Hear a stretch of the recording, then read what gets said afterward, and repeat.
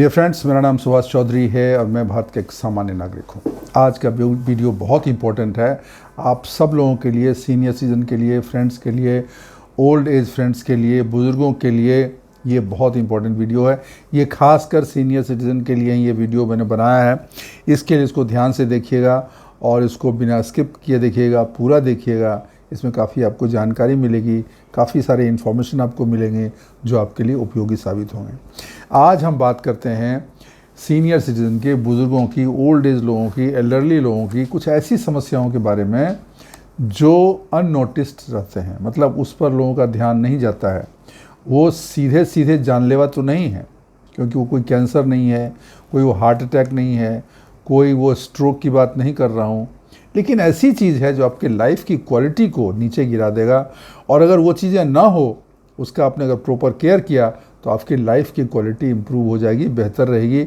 Life quality अगर improve होती है, बेहतर आपकी लाइफ क्वालिटी है, तो आप समझिए कि आपकी उम्र भी लंबी होती है, आपकी लाइफ भी हेल्दी होती है, ज़्यादा समय तक आप जीवित रहेंगे और ज़्यादा समय तक आप स्वस्थ रहेंगे।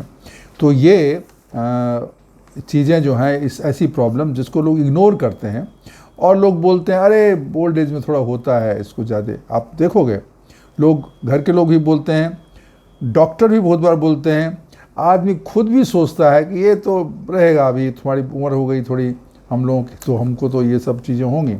लेकिन ऐसा नहीं सोचना चाहिए, क्योंकि हेल्दी रहना, स्वस्थ रहना और फिट रहना ये हमारा कर्तव्य ही नहीं है, हमारा अधिकार भी है। तो अपने अधिकार के प्रति सचेष्ट रहें और अपने को फिट रखें। तो आज हम ऐसे 7 प्रॉब्लम के बारे में बात करेंगे जो बहुत इंपॉर्टेंट है, उसको समझना ज़रूरी है।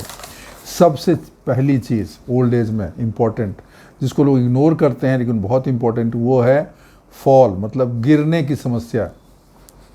गिरने की समस्या, लोगों को लगेगा अरे गिरेंगे तो क्या होगा, गिरेंगे तो क्या होगा, ऐसा नहीं है। गिरेंगे तो माइनर इंजरी हो जाएगी, थोड़ी चोट लग जाएगी, कभी हाथ पैर टूट जाएगा और वो फिर इसका, लेकिन ओल्ड एज में हड्डियाँ भी मुश्किल से जुड़ती हैं। तो फॉल आपको नहीं होना चाहिए, ठीक है ना, वो गिरना नहीं चाहिए। गिरने में अगर मान लो मेजर गलत जगह गिर गए, मतलब मान लो हिप बोन टूट गया, पीछे का अगर हड्डी आपकी टूट गई कमर की या उसके नीचे का पोर्शन, तो आपको बहुत प्रॉब्लम। या हेड इंजरी हो गई, सर के बल गिर गए तो स्ट्रोक हो सकता है, सर फट सकता है, जो कि डेडली हो सकता है और जानलेवा हो सकता है। आपको लंबे समय के लिए हॉस्पिटलाइजेशन हो सकती है। तो ये जो गिरने का समस्या है, इसको लाइटली नहीं लेना है। तो अभी सवाल ये है कि हम कैसे न गिरें, कैसे न गिरें, गिरते हम क्यों हैं। आँख जिसका अगर ख़राब रहेगा या आँख में वीकनेस है, विज़न की प्रॉब्लम है, तो वो गिर सकता है। तो अपने आँख का ध्यान रखिए। अगर आपके आँख में खराबी है तो चश्मा लगा के रखिए, चश्मा पहनिए। दूसरी चीज़, अगर आदमी बहुत कमज़ोर हो गया और उसको वज़न ज़्यादा है तो भी गिर सकता है। ज़्यादा वज़न का आदमी गिरता है, तो वज़न कंट्रोल रखिए। वज़न कंट्रोल करने के लिए आप एक्सरसाइज करिए, वॉक करिए, ध्यान रखिए, खाने कंट्रोल करिए, ताकि आपको गिरने की समस्या न हो। तीसरी चीज़ से क्या गिर सकते हैं, अगर आपका बैलेंस नहीं है, चलने में बैलेंस नहीं है, थोड़ा ऐसा देह हाथ हिलता है, लटपट करता है, वो भी दिक्कत, वो भी आपको, बैलेंसिंग भी आपको एक्सरसाइज से ही ठीक होगा, वॉक से ही ठीक होगा। बहुत सारे एक्सरसाइज हैं, उससे ठीक होगा। बहुत बार आदमी गिरता है इसलिए भी कि ब्रेन ठीक से फंक्शन नहीं करता है, उससे भी गिर सकता है। तो ब्रेन का हेल्थ अच्छा रहे, उसके लिए आपको ध्यान देना है। उसके लिए आपको अच्छा खाना खाना है, आपको ब्रेन को एक्टिव रहना है, ऐसे काम करना है जिसमें आपका ब्रेन एक्टिव रहे। तो ये सब चीज़ आपको करनी चाहिए ताकि आपको ओल्ड एज में गिरने से आप बचें, ठीक है। तो एक तो ये हो गया। दूसरी बात हम कर रहे हैं मेमोरी कंसर्न, मतलब याददाश्त की प्रॉब्लम। आदमी भूलने लगता है, आदमी भूलने लगता है, कोई सामान कहीं रख के भूल जाएगा, कोई काम भूल जाएगा, सुबह क्या किया था वो भूल जाएगा। बाद में अगर ज़्यादा प्रॉब्लम हो, कॉग्निटिव इश्यू हो गई, तो पहचानने में भी भूलते हैं लोग, नाम भूल जाते हैं, चेहरा नहीं याद रहता है। और ये जो भूलने की प्रॉब्लम होती है, इसके डर से लोगों को एंग्जाइटी भी हो जाती है ओल्ड एज में। अगर आप लोग बुज़ुर्ग हैं तो आप ये फील करते होंगे।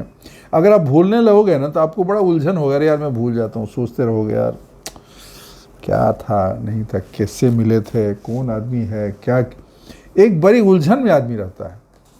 तो इससे आपको बचना चाहिए। अभी ये जो प्रॉब्लम है इसका भी क्या समस्या, क्या उपाय है? एक तो डॉक्टर जो भी आपको दवाई देता है, अगर इस तरह की प्रॉब्लम है तो करिए। लेकिन मैं एक और चीज़ बोलता हूँ, अगर आप एक्टिव रहोगे ना, लोगों से मिलते जुलते रहोगे, थोड़ा आपके शरीर में फुर्ती रहेगा, एक्सरसाइज करोगे, ब्रेन को एक्टिव रखते हो, प्राणायाम वगैरह करते हैं, योगा करते हैं, ध्यान करते हैं, इससे क्या होता है ना, ब्रेन का फंक्शनिंग इम्प्रूव हो जाता है। ब्रेन का फंक्शनिंग इम्प्रूव होता है। प्लस जैसे बादाम है या और भी चीज़ है, वॉलनट है, ये सब ब्रेन को पुष्ट करते हैं, संपुष्टि देते हैं, मतलब उनके लिए अच्छा है, ब्रेन की फंक्शन इम्प्रूव होती है। तो ये चीज़ भी आपको ध्यान रखना चाहिए ताकि आपकी मेमोरी ज़्यादा समय तक ठीक रहे। भूलें भी तो कम भूलें, बट ज़्यादा ही ना भूलें। इतनी आदमी को ही भूल गए, नाम ही भूल गए, हम कौन हैं यही भूल गए, और वो भी पता चला 75 साल में भूल गए, 70 साल में भूल गए, तो बड़ी प्रॉब्लम हो जाएगी। बैंक अकाउंट ही भूल गए, सिग्नेचर ही भूल गए, आप सोचो कितनी परेशानी हो जाएगी। तो ये मेमोरी का प्रॉब्लम होता है, लोग इसको ध्यान नहीं देते हैं। अरे यार थोड़ा एज हो जाता है आदमी भूलने लगता है। नहीं, भूलने लगता है, लेकिन हमें सतर्क रहना है, जितना हमें ठीक रहना है ताकि हमारी मेमोरी शार्प हो। उसके लिए आपको काम करना है, ब्रेन को एक्टिवेट करके रखना है, सोशलाइज करना है, लोगों से मिलते जुलते रहना है ताकि ब्रेन एकदम एक्टिव रहे, फंक्शन करता रहे। ठीक है ना। दूसरी चीज़ हो गई।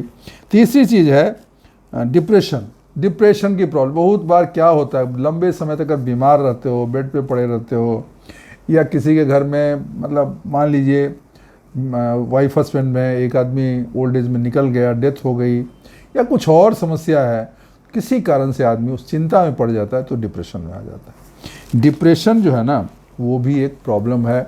और डिप्रेशन का तो ऐसा है कि एक तो सोशली एक्टिव लोग रहने से डिप्रेशन नहीं होती है, लेकिन मेडिसिन भी उसके मिलते हैं, जैसे आपके ब्रेन के फंक्शन को शांत कर देगा, वो डॉक्टर आपको बताएंगे, वो दवाइयाँ कुछ देते हैं, आपको नींद अच्छे से आएगी, क्योंकि नींद अगर ठीक से ना आए उससे भी डिप्रेशन होता है। तो डिप्रेशन को भी लाइटली नहीं लेना चाहिए, लेकिन ये लोग लाइटली लेते हैं। अरे डिप्रेशन में थोड़ा वो एज हो गई ना, डिप्रेशन, ऐसा लोग बोलते हैं। मैं इस चीज़ से सहमत नहीं हूँ।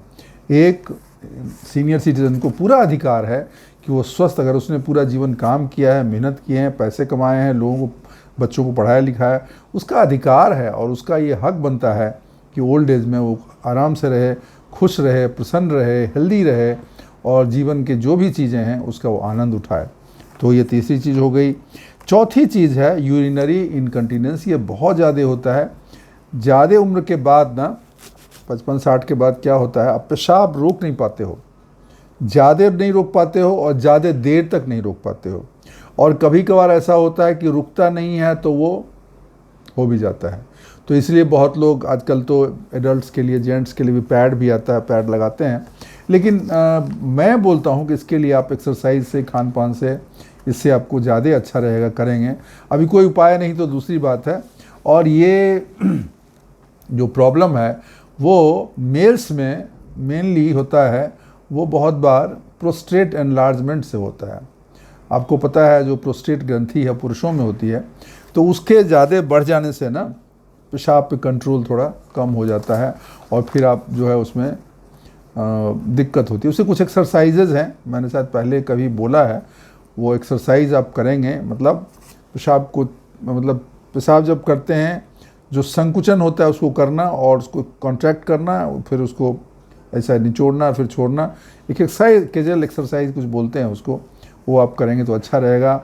एक और चीज़ है, मैं बताता हूँ, जो मेरा अपना अनुभव है इन चीज़ों में ना, प्राणायाम बहुत काम करता है। प्राणायाम और कुछ स्ट्रेचिंग एक्सरसाइज, वेट एक्सरसाइज भी आपके ये पेशाब को कंट्रोल करने में, मतलब कंट्रोल से मेरा मतलब है उसको रोकने में आपको थोड़ा फ़ायदा होगा। आप बेहतर उसको रोक पाएंगे, कंट्रोल कर पाएंगे। ऐसे कभी होने लगेगा वो आपका नहीं होगा, और आपका जो है बेहतर उसमें कंट्रोल होगा। प्रोस्टेट की प्रॉब्लम में भी आपको बहुत फ़ायदा होगा। दवाई तो डॉक्टर देते हैं आपको, वो डॉक्टर से आप दवा ले सकते हैं, लेकिन जो एक्सरसाइज है, और जैसे कपालभाति है, प्राणायाम, और भी कुछ प्राणायाम है, वो बहुत फ़ायदा करता है इसमें। प्लस आप अगर देखेंगे तो बहुत योगाभ्यास भी हैं जो स्पेशली आपको जो पेट का नीचे पोर्शन है, उस जो यूरिनरी एरिया है उसके हेल्थ के लिए बहुत सारे एक्सरसाइजेज हैं, वो आपको करना चाहिए। योगाभ्यास हैं वो आपको करना चाहिए। वेट का भी थोड़ा बहुत हल्का वेट का एक्सरसाइज भी करना चाहिए। स्ट्रेचिंग एक्सरसाइज करना चाहिए। प्राणायाम करना चाहिए। अगर ये सब चीज़ें आप करेंगे, उसके अलावे मैं बता देता हूँ, आपको जो है फल वल का ज़्यादा, फल फूल जैसे है उसका ज़्यादा आपको सेवन करना चाहिए। नारियल पानी आपको रेगुलरली पीना चाहिए। ये सब चीज़ अगर आप करते हैं तो आपका ये प्रोस्टेट का प्रॉब्लम काफ़ी हद तक कम हो जाएगा। और साथ ही आपका यूरिनरी इनकॉन्टिनेंस जो है, पेशाब जो नहीं रुकता है, वो बीमारी भी काफ़ी कंट्रोल हो जाएगा। तो इसको करना चाहिए। ये भी एक अनदेखा चीज़ है, इसको लोग केयर नहीं करते हैं, लोग ध्यान नहीं देते हैं, बोलते हैं अरे बुढ़ापे में थोड़ा हो जाता है। 5वीं चीज़ है पेन। पेन ऐसा है ना, 50% लोगों को 65-70 के बाद ना शरीर के डिफरेंट भाग में पेन होता है, दर्द होता है। तो दर्द क्यों होता है? अगर शरीर ऐसे शिथिल पड़ा रहेगा, मूवमेंट नहीं होगा, तो पेन होता है। क्योंकि एज जब ज़्यादा बढ़ती है, बहुत बार क्या होता है, जब आदमी रिटायर होता है ना, तब तो एक्सरसाइज वगैरह वॉक करता है, वो 4-5 साल में थक जाता है, या उसको कोई और प्रॉब्लम हो गई, कुछ दिक्कत हो गई, तो उसका मूवमेंट थोड़ा कम हो जाता है। जब मूवमेंट कम हो जाएगा तो मसल्स में दर्द होने लगता है। मसल्स में दर्द होगा तो पेन होगा। बहुत बार वो पेन जो है ना, किसी और बीमारी का भी इंडिकेशन होता है। तो इसके लिए, पेन से बचने के लिए, एक तो आप एक्टिव रहिए। आप एक्टिव रहिए, जितना आप वॉक करते हैं, एक्सरसाइज करते हैं, वो तो करिए, बल्कि थोड़ा बहुत एज बढ़ने के साथ उसको थोड़ा बढ़ाइए। होता क्या है, एज बढ़ने के साथ उसको लोग घटा देता है, कम कर देता है। एज ज़्यादा होने लगी तो वो अगर पहले 4 किलोमीटर करा, अभी 2 किलोमीटर करेगा, फिर 1 किलोमीटर करेगा, फिर बाद में कभी थोड़ा बहुत करेगा। ऐसा नहीं करना है, ऐसा नहीं करना। आपको प्रॉब्लम होगी फिर भी वॉक एक्सरसाइज आप रेगुलर करते रहिए, उसको घटाइए नहीं। बढ़ा सकते हैं तो अच्छी बात है, नहीं बढ़ा सकते हैं कम से कम घटाइए नहीं। तो पेन उसमें होता है, मसल्स में दर्द होता है, उसकी वजह से पेन होता है, अलग अलग भाग में पेन होता है। बहुत बार पेन जो है ना, किसी दूसरे बीमारी का इंडिकेटर भी होता है। तो इस केस में आपको डॉक्टर से भी मिलना चाहिए और बात करना चाहिए। तो ये हो गया। उसके बाद 6ठी चीज़ है आइसोलेशन और लोनलीनेस। ये बहुत प्रॉब्लम है। आदमी रिटायरमेंट के बाद आइसोलेट होता है, समाज भी उसको थोड़ा आइसोलेट करता है, उसको भाव नहीं देता है, फैमिली वाले भाव नहीं देते हैं, पुराने दोस्त जो जॉब में हैं, जो एक्टिव हैं, जो हैं थोड़ा पोजीशन में, वो रिटायर लोगों को ज़्यादा भाव नहीं देते। मिलेंगे भी तो बड़े बेमन से मिलेंगे। तो उससे क्या होता है ना, आदमी को लगता है आई हैव बीन एक्सक्लूडेड, मुझे लोगों ने ऐसे इग्नोर कर दिया। उससे डिप्रेशन प्रॉब्लम होती है, आइसोलेशन की फील होती है, उसको लोनलीनेस लगता है। ये एक बहुत बड़ी प्रॉब्लम है, क्योंकि ये होने से ना आपको इम्यून सिस्टम भी आपका कम हो जाएगा। क्योंकि जब आप नहीं करेंगे, घूमेंगे फिरेंगे नहीं, सबसे आइसोलेट हो जाएंगे, तो आप एक्टिविटी नहीं करेंगे, उससे आपका इम्यून सिस्टम भी वीक हो जाएगा और आपको डिप्रेशन की भी प्रॉब्लम हो सकती है। तो ये सब चीज़ का मतलब ये है कि सोशली आपको एक्टिव रहना है। लोग भाव न दें या दें, आपको थोड़ा एक्टिव रहना है अपनी तरफ से, आपको हार नहीं माननी है, ये आपको ध्यान देना है। तो 6ठा हो गया। और 7वीं चीज़ है, कोई बात नहीं करता, हम बात कर रहे हैं, ये बहुत सारी दवाइयाँ आपकी हो जाती हैं, ठीक है ना। अब जिसको मान 3-4 प्रॉब्लम है, बीपी भी है, शुगर भी है, हार्ट की प्रॉब्लम, 3 दवाई तो वही होगी। फिर कोई बोलेगा अरे यार तुम सप्लीमेंट ले लो, विटामिन सी ले लो, विटामिन सी ले रहा है। कोई बोलेगा विटामिन डी का टैबलेट ले लो, विटामिन डी भी ले रहा है। कहीं कुछ इसमें पढ़ लिया, कहीं गूगल पे पढ़ लिया, भाई ये जो है हमको इसके लिए जो है ना, कुछ जिंक बढ़ाने के लिए दवाई लेना चाहिए। पता चला उसका इतना सारा दवाई हो गया। अब इतना सारा दवाई हुआ, कब कौन दवाई खाना है, इसको हम बोलते हैं पॉलीफार्मेसी। मतलब वो फार्मेसी का पूरा दुकान खोले हुआ है, बहुत सारा दवाई खा रहा है। उसमें किसी की दवाई का टाइम नहीं याद है, उसका डोज पता नहीं है, कभी मिस हो गया, कभी छूट गया। और एक और चीज़ आप ध्यान रखिए, हेल्थ के प्रति कंसस होना अच्छा है, लेकिन सुपर कंसस कुछ लोग हो जाते हैं। वो सारा काम वो दवाई से करना चाहते हैं। वॉक नहीं करेंगे, एक्सरसाइज नहीं करेंगे, ध्यान नहीं लेंगे, प्राणायाम नहीं लेंगे, खाने पे कंट्रोल नहीं करेंगे, सब दवाई से करेंगे। वो बहुत दवाई खाते हैं। बहुत दवाई खाना अच्छा नहीं है, प्लीज़ ये मेरी बात ध्यान से सुन लीजिए। सारे सीनियर सिटीजन फ्रेंड्स, प्लीज़ इसको सुनिए ध्यान से, इसको याद रखिए। बहुत सारे सप्लीमेंट लेना, ये भी विटामिन ले लिया, ये भी सप्लीमेंट ले लिया, वो सप्लीमेंट ले लिया, ये आपको फ़ायदा नहीं करेगा, बहुत बार ये नुकसान कर जाता है और आप बड़ी समस्या में फंस जाते हैं। आप देखिए कि हर साल लाखों आदमी, हज़ारों आदमी इमरजेंसी में इस वजह से एडमिट होते हैं कि उन्होंने ज़्यादा दवाई खा ली, दवाई का कुछ साइड इफ़ेक्ट हो गया और फिर उनको इमरजेंसी में जाके दिखाना पड़ता है। और इसमें ओल्ड एज वाले ज़्यादा लोग होते हैं। एक तो कंफ्यूज भी रहते हैं, बहुत सारा दवाई से कंफ्यूज रहते हैं। कोई कुछ कह दिया, अरे इससे तुम्हारा शरीर पतला हो जाएगा, ऐसा हुआ है। कोई आयुर्वेदिक दवाई दे दिया, इससे शरीर पतला हो जाएगा, इससे शुगर की प्रॉब्लम ख़त्म हो गई। वो ऑलरेडी दवाई खा रहा है और उसको छोड़ के वो आयुर्वेदिक ही खाने लगा। तो ये सब बहुत ख़तरनाक चीज़ है, ऐसा न करें। जो चीज़ें ज़रूरी ना हो न करें। ये जितना भी आपको फ़ायदा हो रहा दवाई खाने से, ज़्यादा एक्स्ट्रा दवाई खाने से नुकसान हो सकता है। मित्रों, ये 7 चीज़ है जिसकी हमने बात की, जिस पर लोग ध्यान नहीं देते हैं। वीडियो ख़त्म करने से पहले मैं जस्ट एक बार इसको ब्रीफ में फिर से बता देता हूँ आपकी याददाश्त के लिए, या तो पहले फिर से आप पुराना पर देख सकते हैं पीछे करके। पहला है फॉल, गिरने की समस्या। मेमोरी की समस्या, मेमोरी कंसर्न। तीसरा है डिप्रेशन की समस्या। चौथी है यूरिन इनकंटिनेंस, मतलब पेशाब नहीं रुक पाता है, वो प्रॉब्लम। शरीर में पेन की समस्या, 5वीं। छठी हो गई लोनलीनेस एंड आइसोलेशन, और 7वां हो गया पॉलीफार्मेसी, मतलब बहुत सारी मल्टीपल दवाई खाने की प्रॉब्लम। तो दोस्तों, ये 7 चीज़ ऐसे हैं जिस पर लोगों का ध्यान नहीं जाता है, लेकिन हमें ध्यान देना है।